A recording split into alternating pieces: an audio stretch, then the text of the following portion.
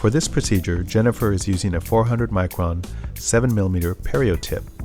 The iLase is at the perio pocket preset on the CP2 pulse setting. The tip is initiated, the patient is fully scaled, root planed, and anesthetized. She is utilizing the zigzag technique on the mesial and distal aspects of this tooth by using the tip like a probe in a zigzag pattern. The circular method is being used on the buccal aspects, and you can see the diseased tissue accumulating at the end of the tip.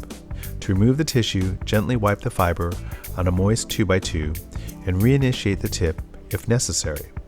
In this view, you can see the zigzag technique again. Normally, 1 or 2 laser passes should be sufficient for good tissue removal. You will be looking for tissue at the end of the tip, as well as reduction in bleeding or inflammation when present. Gently wipe the fiber as needed throughout the procedure. Again, reinitiate the tip if necessary. For lingual surfaces, the technique is the same as both the buccal or facial aspects. Laser circular debridement provides increased comfort after scaling and root planing, no anesthetic in most cases, and a reduction in pocketing.